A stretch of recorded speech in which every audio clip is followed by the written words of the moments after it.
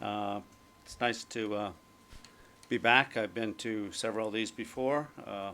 Congratulations to the India Foundation on hosting another incredible event.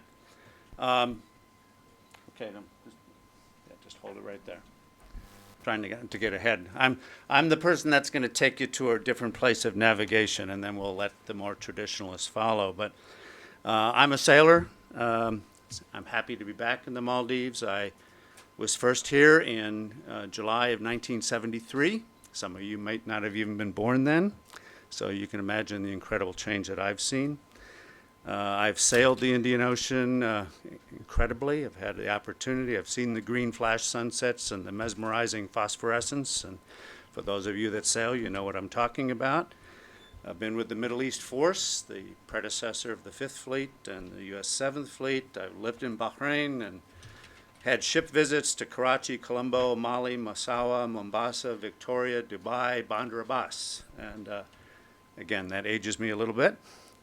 I've operated with the Royal Navy Tiger Group and been in CENTO exercises, for those of you that remember CENTO, been to the Ethiopian Navy days, and was aboard the USS Constellation when we did the first carrier deployment into the Persian Gulf.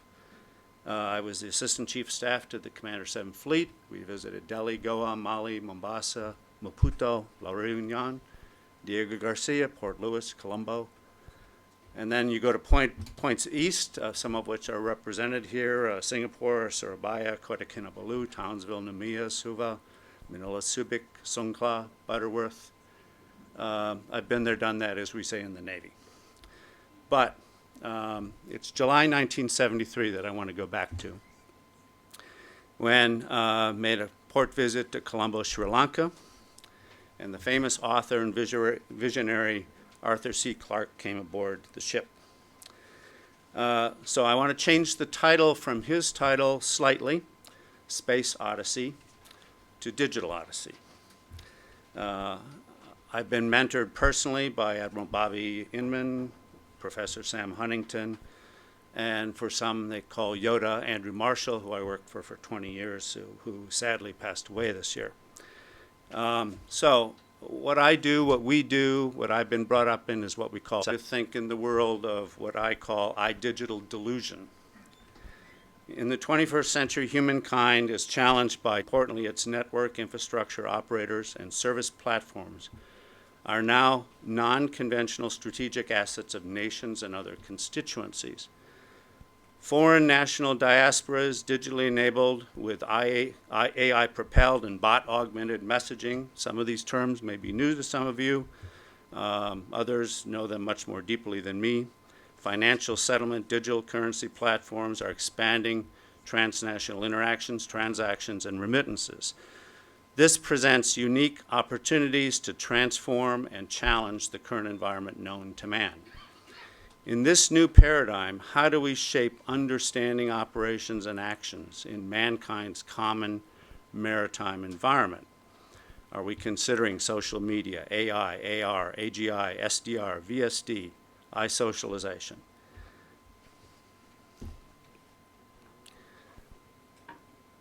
And, oh, sorry for the disruption. So don't get obsessed, or we don't need to debate on what's in what box. I'm just making a larger point here, and that is what's going on here. Who and what will control SoftBank? Who and what will control Google, Tencent? And who will stop the march of bots in the AI infrastructure that is being built right now? Two social global platforms are operating, in my opinion, and this is all my opinion and assessment, each with its own mores. Both are transnational and multilingual. The Global West platform is led by FANG. For those that don't know FANG, that's Facebook, Apple, Amazon, Netflix, Google. China has implemented a parallel to FANG in the East called BATI, Baidu, ByteDance, Alibaba, Tencent, iFlyTech. Both operate under different management mores, ownership models. The West guided more commercially, the East guided more by the state. A major component of these platforms is that social media is now predominantly accessed via smartphones. The impact on daily life is stark. Social media platforms have been used to monitor and influence elections, provide aid in crises, and transform the delivery of vital daily information and services, altering social and economic behavior in both a domestic and global context. These social media platforms provide actions, enablers, and disruptors, state and non-state, with the means to shape, advance, and manipulate others to the set of desired digital mores. They can marshal and digitally incite and conscript, a word I'll get back to later, groups of citizens for a multitude of objectives. This iSocialization in the West is powered by Facebook, which is Facebook, WhatsApp, Instagram, Facebook Messenger, and in China by Tencent, WeChat, WePay, gaming, and video platforms. There we go. So this, again, we don't need to debate, but it just gives you a sense of what's going on globally. And I won't get too deep into it, but the key that we all need to pay attention to right now is gaming. So previous statistics used television and telephone penetration rates to determine a country's technological development and rate of connectiveness. With the advent of the internet, the metrics shifted to mobile subscription and internet access rates. As the next 2 billion global citizens come online, particularly in the global south, yet another iteration of measuring connectivity and technological penetration is emerging based on app downloads and data usage. This phenomenon is largely driven not only by increased access to the internet, but the insatiable appetite to be socially connected to one another through digital media platforms. It is simultaneously creating a stronger sense of connectiveness among common communities, friends, and interests, while at the same time fueling divides along political, ethnic, and religious lines. It is the iSocialization of those who are about to come online and the two operating systems that have firmly established themselves within their respective camps, East and West. And we are now trying and now vying to conscript digitally the global South. Both models, East and West, have deployed their digital platforms across high-growth markets, seeking to build influence and conscript the next generation of digital citizens, yet both have encountered challenges in adjusting to the local norms and diversity within these regions. A competing, liberal, privately driven platform in many instances has failed to acknowledge the ramifications of unleashing its digital democracy to a world not ready to absorb it, while the alternatives of the East may become welcomed by governments who seek to adopt a digital footprint with pre-built control mechanisms. The lack of infrastructure to support the rising influence of digital in the global South also comes at a lucrative and burdensome opportunity, depending on ultimate motivations amongst East and West systems. Yeah, okay. Let me just get through a few points here. Beyond building the supportive infrastructure, the next key question is the world's digitally enabled citizens, the net citizens. So let me just proceed and say, between the two choices, West and East, the leading platform that is socially adept enough to avoid becoming cringy and dead trend will successfully recruit the next 2 billion. So we are at a digital great state era. Digital is both enabler and disruptor. Some platforms originate in the United States or in Europe, and are growing are already significant portions that are funded and operated in the Middle East, Africa, India, and Asia. In short, these digital platforms are not exclusively monopolized, run, or organized by specific regions or an entity state.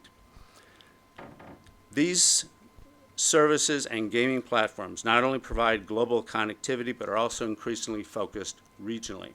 The digital sphere is much more much more than simply cybersecurity. These digital enablers have already challenged the nature of international norms.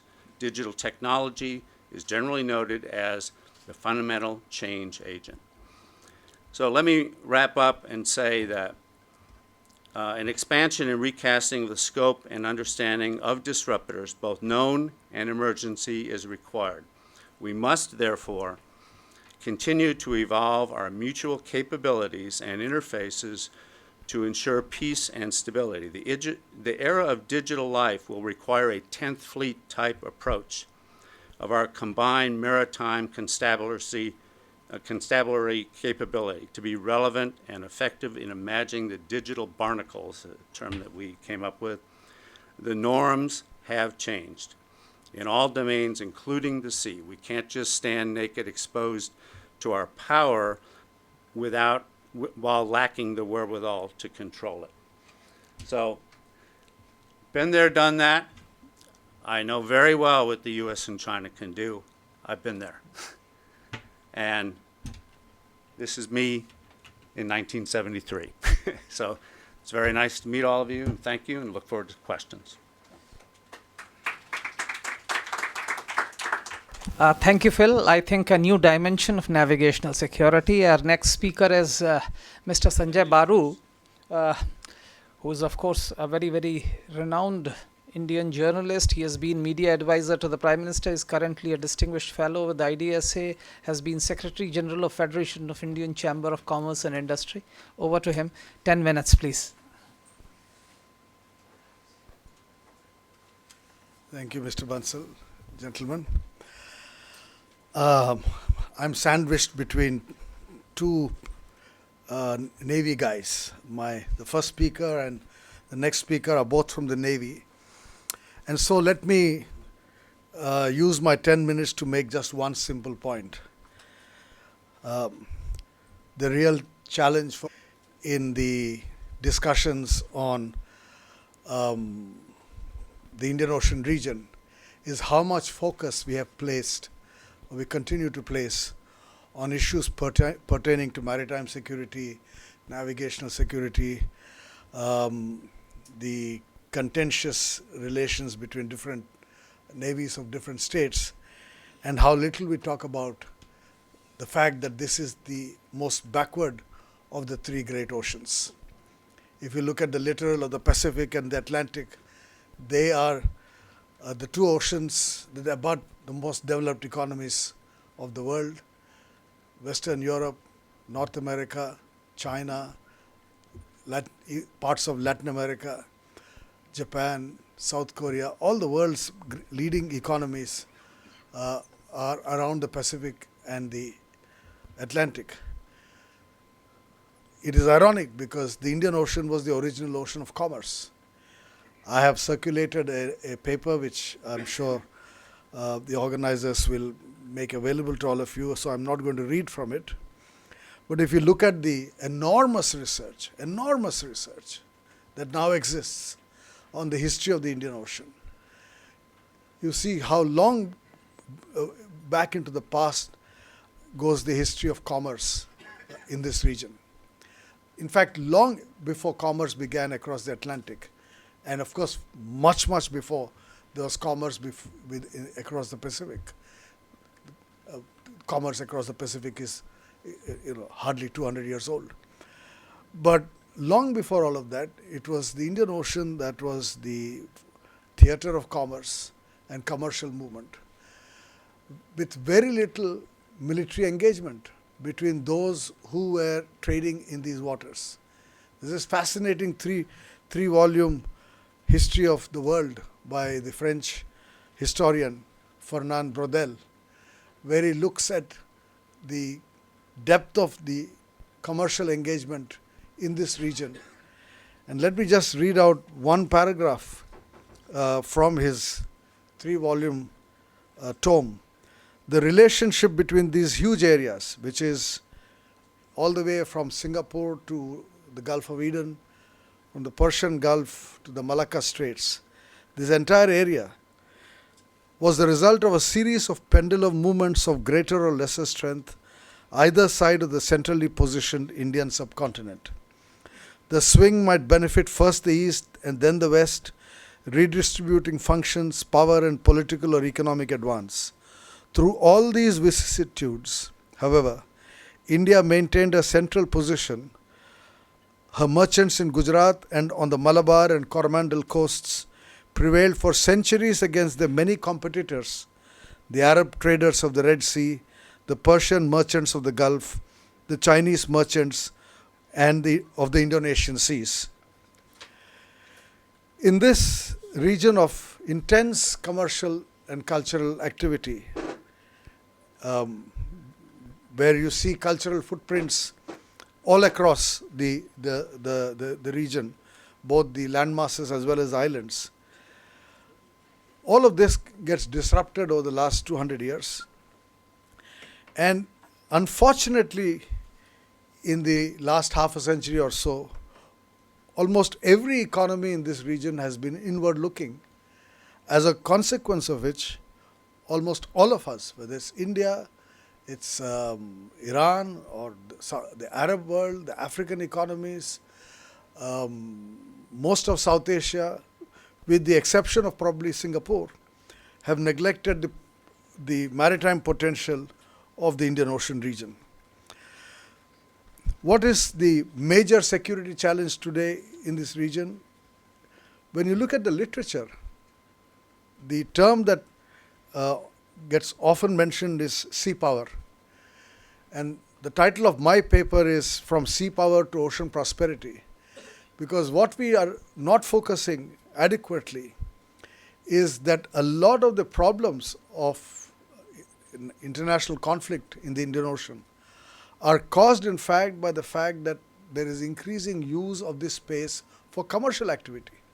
Whether it's for movement of oil from the western coast of the Indian Ocean to the east, with all the oil guzzling economies from India through Southeast Asia, through Korea, Taiwan, Japan, China, all of whom are consumers of oil, and the Gulf are the producers of oil, or the movement of goods from China, Japan, Korea, East Asia, Southeast Asia to Europe and Central Asia through the Indian Ocean. It's really the movement of goods and oil, of resources, which is the most important activity happening in the Indian Ocean region, and yet the most backward of the economies, literal economies of the world, are around the Indian Ocean, India included, certainly Africa, certainly almost all of South Asia, with the exception of the UAE, Singapore and Australia, which are the only three economies that qualify to be not middle-income economies or lower middle-income economies. They're all high-income economies. All the other economies in the region are low middle-income economies. I therefore end my paper by suggesting that an important welcome development that we see only in the last year or two is the focus on what economists call the blue economy. Focus on the activities abutting the ocean.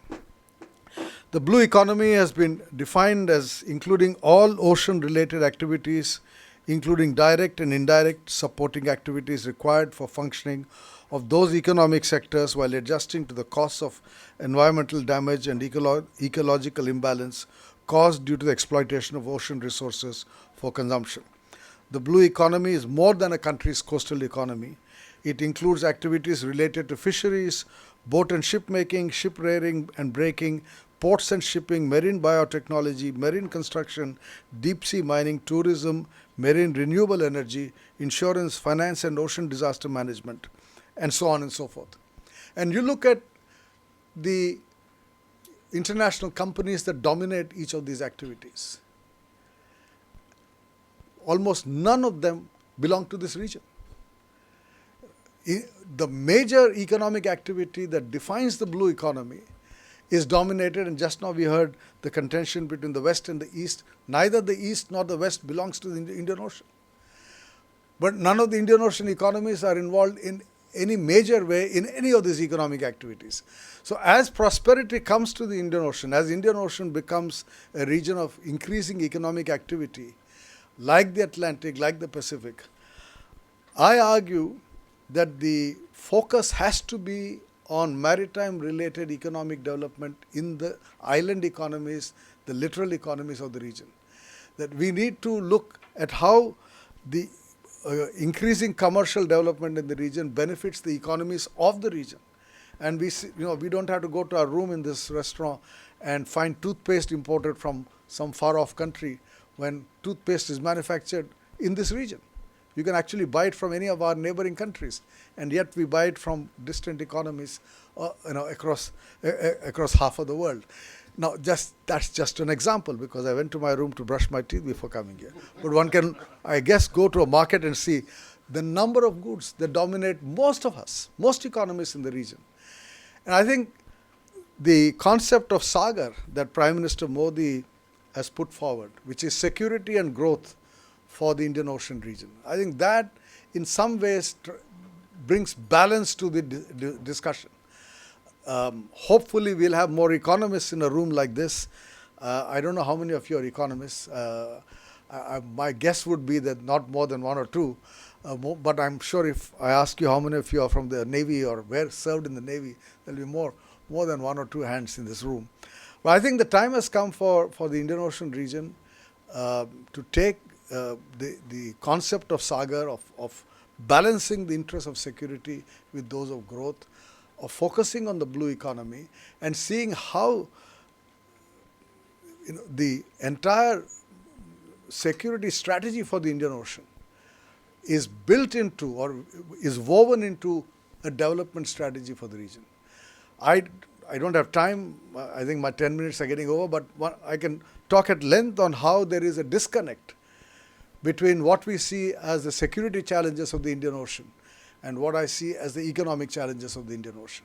And bringing that connect, I think, is central to addressing the theme of this conference, which is facing challenges, I think security challenges in the Indian Ocean. Security is not simply maritime security. I will end by asserting that I do not expect to see any major naval confrontation in the Indian Ocean between any of the major powers. Everybody is chasing around building bases and investing in the navies. I have many admirals sitting here. I don't want to displease them, but I'm not convinced that this is something we need to do as urgently as we need to improve our maritime economic capabilities. Thank you.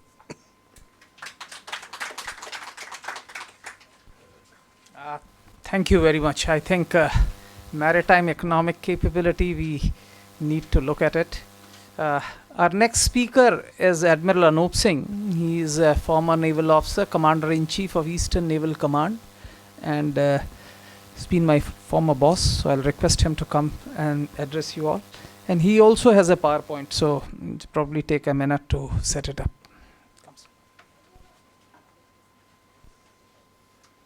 Thank you, Alok. The advantage of being his boss is that I am called after a lot of rest and after having heard what the first two speakers said. Now, you will actually ironically get a little shock because my presentation is extremely basic, not as deep in wisdom as was portrayed and projected by the first two speakers. But I think in the maritime domain, I'm so glad that Mr. Sanjaya Baru did the presentation before me. This is made in India, so I don't believe that the technical glitch could have been caused. I didn't say any other country. I'm so glad that Mr. Sanjaya Baru defined what really is involved in the Indian Ocean and what we must be careful about in understanding the geographical construct and the geostrategic importance of this ocean. So I'm going back to the basics, and it is important because 99.9% of us, the humankind, have our feet on terra firma and are completely at a distance from the reality of the seas, which occupy 72% of planet Earth. And we never realize that even for a country, simple example, for a country like India, between 37 and 43%, depending on the price of hydrocarbons, of our GDP is contributed by seaborne trade. Because if you look at the structure of peninsular India, there is contemporary history and geography have not permitted us to have any railroad transaction over the borders. Also because of terrain, not just because of contemporary history. So therefore, it is important to start at the basics. And this is the picture that Mr. Sanjay Baru was trying to portray to you. This picture shows you the three main transactional oceans, the Pacific, which is the largest at 155 million square kilometers, followed by the Atlantic at 76.8, followed by the Indian Ocean, which he said is the smallest and the most complicated, and actually the poorest region of the world, at only 68 million square kilometers. The point to note over here in this picture is that the grey marked continents are missing to the north and south of the Atlantic and the Pacific, but they are so overwhelmingly present to the north of the Indian Ocean, provided by the Indian subcontinent in particular and the Persian Gulf as well. Which, in other words, means that there is a roof over the head of the Indian Ocean. Is that a good thing? Unlike our homes, it is the worst thing to have in a water body. And that is because you do not have open gateways or access points. The only access points that exist in the Indian Ocean are these 8 choke points, starting with a half choke point called the Cape of Good Hope, the Mozambique Channel, the Gulf of Aden, which was full of piracy from 2006 to 12, the Suez Canal, which is so sensitive to world trade and world economy, and the Strait of Hormuz, which is so important for 40% of hydrocarbons of the world exist over there, and the Malacca, Sunda and Lombok Straits, which are the only access points to the South China Sea, which carry almost $5 trillion worth of goods and commodities, including between 190 and $250 billion of Indian goods, including $1.2 trillion worth of American goods. These are the sea lines of communication. You will notice most of them pass close to the Indian peninsula, and therefore, in today's day and age, particularly after the fall of the Berlin Wall, and I keep saying this because all ills of non-traditional threats, which is the subject of today's navigational security business, have occurred after the fall of the Berlin Wall. Not as the Economist put out on its cover page after 9/11 to say the day the world changed. Sorry, the USS Cole was hit 1 year before that. You never heard of ISIS, you never heard of Daesh, you never heard during the Cold War. So I'm not trying to say we should bring back the Cold War, but things have really become bad. Insofar as we people in the Indian Ocean are concerned, I've already spoken to you about the most critical choke point being the Suez Canal. Some of you will remember what happened when COSCO Asia, a 6,000 container carrying Chinese state-owned ship from COSCO, was hit by a missile of which no one knows from the Sinai Peninsula as to who the terrorist was and what was his intention. Imagine what would happen if there was a shipwreck. You would be back to 1956, followed by 1973. And you are aware in the very recent past what has happened in so far as the Strait of Hormuz, which is the second most critical choke point in the world for seaborne oil is concerned. The tanker war has started all over again. This is the picture of the USS Cole. This is a picture just to remind you, 1 year after 9/11, what happened to MV Limburg. That ship or its company was enemy of no one, but Al-Qaeda in Arabian Peninsula hit it as it came out of Aden Harbor, exactly where USS Cole was hit a year earlier, but this fellow was at sea. Fortunately, no oil spillage took place, no oil spillage of any consequence. But we are talking of navigational security, which today is totally different from the old terminology of navigational safety, which was for individual vessels. The jury is still out insofar as this ship is concerned, carrying 344 million barrels of oil, or 344,000 tons of oil in May of 2010. It was hit, very fortunately not punctured, in the crew quarters at the back, and you can see the zoomed in picture there. It could well have resulted into a great example for creating a nexus between terrorists of the day in Al-Qaeda and Arabian Peninsula and pirates. Fortunately, it did not happen. This is a picture that you are well aware of, our now own business capital of India in Mumbai, when terrorists came by the sea route, hijacking a trawler, but before that coming on a merchant ship, which took off from Karachi. Piracy in the Gulf of Aden I have touched upon earlier, but this was the result of piracy in the Gulf of Aden. Look at these concentric circles and the legend of colors given on the right bottom corner. The yellow portion was the only area of Somalia which was covered by pirates insofar as their expanse was concerned in 2005. And by 2011, they had come hugging the west coast of India. And what happened? What is the result of this? All merchant ships, big or small, started hugging the west coast of India.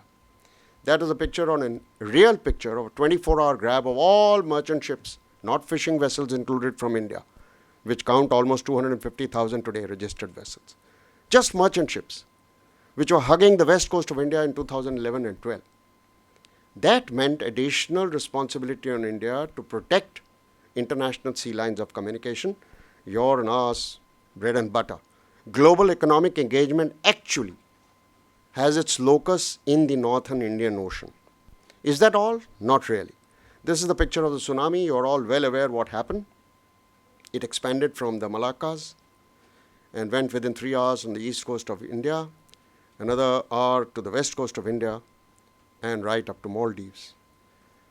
And the Navy, maritime forces of India, followed by those of the United States and some from Australia and some other countries like Japan, landed up in Aceh, in Gaul, in Colombo, and in the Maldives, and helped out.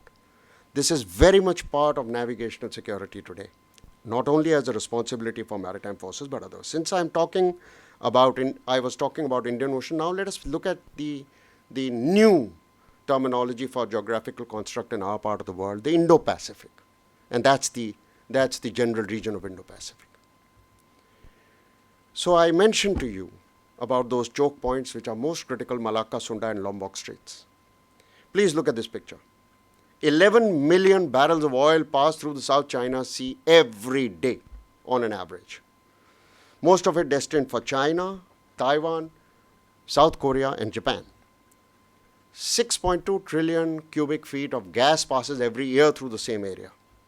And I mentioned to you $5.2 trillion worth of goods and commodities, including these two, that pass through that area. And if you continue to have disputes and imbroglios like those in the South China Sea, navigation and security has to be given the topmost priority today to save global economy. What is the remedy? Is the remedy for each country to build large maritime forces and allocate resources which nobody, including the United States of America, can afford? The remedy is this: capacity building. This is a picture, not by coincidence, but because we are sitting in Maldives, of all kinds of resources that India has given as gifts or on lease to the Maldives. Because the Maldives is 200 or 300 square kilometers worth of land area, but has an EZ up to about 800,000 square kilometers. Even if it is a very rich country, it cannot afford to have so many Coast Guard and naval forces.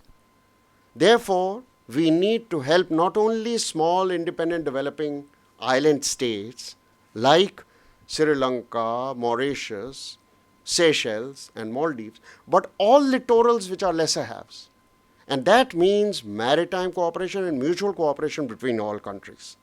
That's another example of what we do. We train friendly foreign countries not only in our own country, but also send mobile training teams to those countries on request. Be it Sri Lanka, be it Mauritius, be it Seychelles, Maldives, or Vietnam in the Indo-Pacific. That's what we do insofar as Seychelles and Mauritius are concerned. Every now and then we send 1 or 2 ships for carrying out EZ surveillance. Mauritius has 2,000 square kilometers of land area. That's all. But close to 2 million square kilometers of EEZ, just under the total EEZ of India, because it's got scattered islands. Seychelles has, I don't remember, about 400 square kilometers of land area and close to 1.1 million square kilometers of EEZ. So we send these ships and the P-8I aircraft, which we started acquiring in 2011, once in a while to Victoria Port, and it carries out EEZ surveillance. In addition, what we have started doing, and all those who are capable with maritime forces should start doing, is in this ocean, which Dr. Sanjay Baru very rightly said, is the most complex and smallest, as I said, of the three oceans. Most complex, also most critical, because it harbors and hosts the largest in terms of value of commodities and goods. Anybody who wants to go from the Pacific or to the Atlantic or vice versa cannot go like this around Australia, and therefore have to come through these choke points. So what have we started doing because of the turmoil in these areas? We send one ship out at all times in Southwest Indian Ocean on patrol, one in the Gulf of Aden to look after piracy and other types of transnational crime, one in the Persian Gulf, one in Central Indian Ocean between Sri Lanka and Maldives, one in the Bay of Bengal, one in the mouth of the Malacca, and you know for what reason, one in the Lombok and Sunda Straits. What else do we need to do? We need to have a mechanism which draws horizontal linkages between all existing multilateral organizations, not isolated and looking after themselves in sub-regions, but talking to each other insofar as the good can be so that the good can be segregated from the bad. And we need to share information. And that's why we do what we are doing in maritime domain awareness. We have started concluding wide shipping agreements with almost 24 countries and another dozen countries all over the world, not only in our region, particularly Indo-Pacific, have been offered this wide shipping agreement where we tell them that we will tell you who's bad, whose destination is showing so-and-so, and is actually heading for so-and-so direction, just like the 24-hour grab that I showed to you, based on the AIS and LRIT systems for all merchant ships in the world, so that wheat can be segregated from chaff. So Dr. Sanjay Baru has already spoken about Sagar, which is an excellent initiative launched by the Indian Prime Minister in March of 2015 in Mauritius. We need to take this forward and actually exemplify it in the rest of the Indo-Pacific. Thank you very much.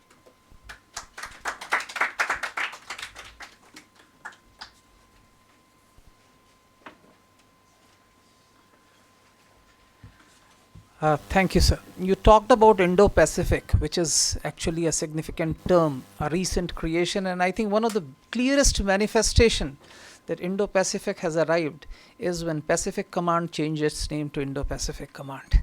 And our last speaker of the symposium is Brigadier Vowell, who's come from Indo-Pacific Command. He's the Deputy Director, Planning and Policy. And I think over to Brigadier Vowell. How is everybody today? Very fine. So I have the august role to come last after a bunch of very wise men, so bear with me a minute. As our host said, I am the Deputy J5 at U.S. Indo-PACOM, which means Strategic Planning and Policy. And yes, it's now U.S. Indo-Pacific Command. So Ambassador Harris, who's on the grounds here as one of the speakers at this conference, was the Pacific Command commander. We recognize the importance of the region, and more importantly, as some of our speakers have said, how regionally and globally connected the Indian Ocean region is. And it's not in isolation, as some of our speakers have mentioned. So why is an Army general talking about the Indo-Pacific? Because I don't think too many people live in the water and they don't live in the air. They live on land. And as one of our speakers mentioned, the economy and the prosperity of the region is going to be driven by the littoral zones, be driven by the cities, and driven by the people. And so there's a requirement for maritime security as a component of that. Now let me take a step back. In the United States, our national defense strategy talks about 5 threats or competitors throughout the globe. We're concerned about a rise of China. We're concerned about a revanchist Russia. We're concerned about basically a totalitarian regime in Iran. We're concerned about North Korea. And we're concerned about violent extremist organizations. Now, all of those exist in this region. All of them in the Indo-Pacific region. And so it's not in isolation that these things are somewhat of a concern. But the goal that we all share together, I proffer, that my commander, Admiral Davidson, uses is the term called free and open Indo-Pacific. And we've heard that before. But I want to come up here and explain exactly what that means. What does free and open mean from the United States and our partners, our allies, and like-minded nations? That means you get to have security in your own sovereignty. There is no coercion of choice. You have security of free trade. you're free from that coercion. There's a values choice that you have to pursue that is not put upon you. You're able to pursue economic growth and prosperity at your own terms within international rules and norms within the rule of law, existing international recognized norms. You should not have to be forced to choose one or the other. And that includes the United States. I'm going to tell you more, we're not going to impose a will upon anyone. We are here to help provide that order. So what it is not, a free and open Indo-Pacific is not coercive in nature. It is not telling you to choose between one country or another. It's not. That is not what the Indo-Pacific free and open mantra is all about. Our values, our allies, and our partners are kind of the cohesion that keep that together. That freedom of choice, that freedom of markets, access to markets, prosperity is what everybody drives for. As an Army officer who has served in some of the most remote regions in South Asia, I come upon villages at 10,000 feet in the Hindu Kush, and I meet people who have never met an American, never met a Brit, never met an Indian, but they don't want the same kind of prosperity that we want. They want prosperity at their level, which is healthy crops, kids to go to school, and to be left alone. I think we all want that fundamentally as human beings. And I think the Indo-Pacific region, that resonates. So some concerns we have achieving that goal. I'll list a couple things out right now. As mentioned briefly by some of our speakers, there's been a significant militarization increase in the region. And not necessarily for good. When you militarize sea features that are contested, when you provide not just for common defense, but exquisite materials that are, I would say, provocative and offensive in nature, it's not defensive in nature, you're not providing assistance, you're providing a ground for competition and threat to the region. When you break your promises, about intellectual theft, when you break your promises when you enter the World Trading Organization, the WTO in 2001, and how you deal with foreign investments in your country, it causes people to question your motives. It questions your motives about your participation in a free and open paradigm in the Indo-Pacific.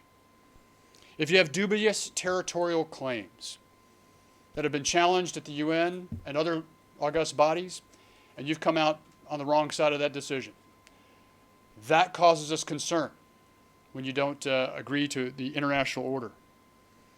And lastly, the coercive things in economics and debt diplomacy, forcing people to choose recognizing one country over another, or turning off the spigot for the economic pipeline you've created. Just go ask the Prime Minister of Palau. Just go ask some of the other countries in the region. Those are the concerns the United States and Indo-PACOM has to maintaining a free and open Indo-Pacific, where nations have the right to choose, and we have values-based approaches to prosperity that is shared by all. That is common. So that's the perspective we have.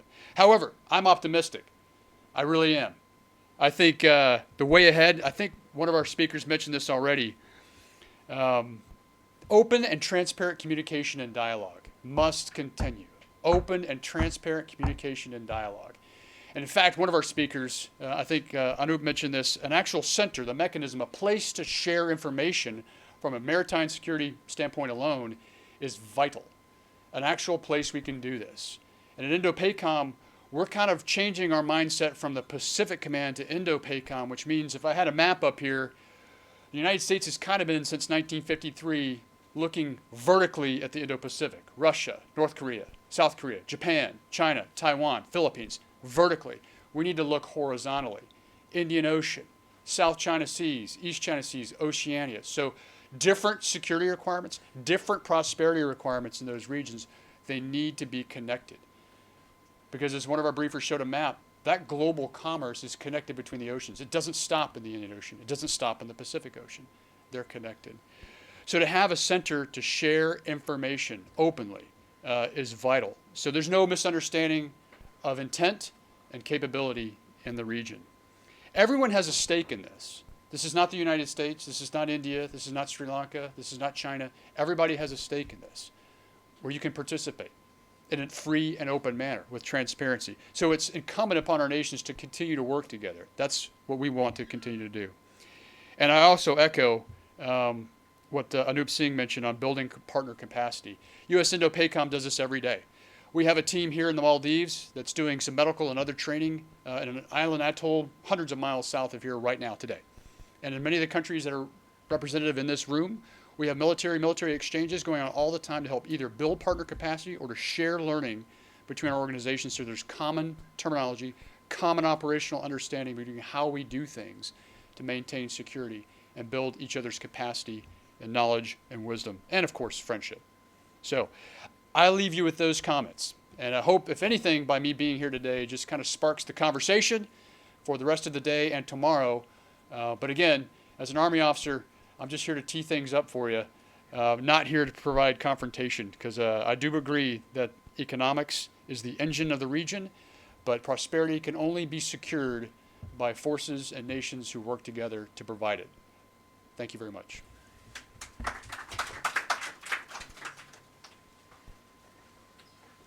We have about 10 minutes for question and answers. But before that, just an announcement. Once we finish with this symposium, we'll be having ambassadors panel here in this particular room. And those who wish to pursue navigational security will have to navigate to the next room. So we have about 10 minutes Q&A. Anybody who wishes, you can ask the questions. What I'll do is I'll take all the questions together, and then we will ask the panelists to come one by one and give them about a minute or minute and a half to respond. So any questions you could just, any questions, comments?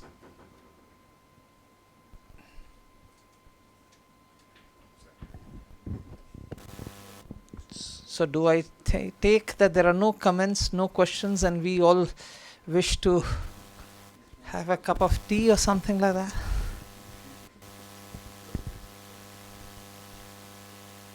Yeah, I'll now request Hamza to come up for the presentations, please.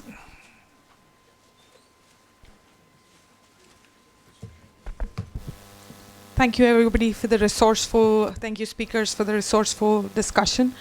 May I request Shri Alok Bansal ji again to come onto the dais to present the mementos to the speakers in the same order as we spoke. May I call upon Mr. Phil Midland. So, a round of applause, please. Mr. Sanjay Baru.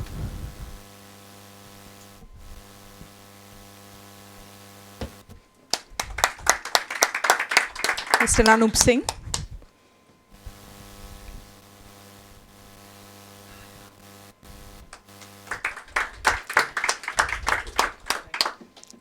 Brigadier J.B. Vowell.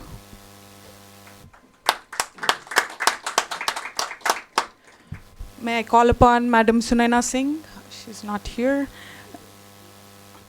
Madam, please present the momentum to Mr. Alok Bansal.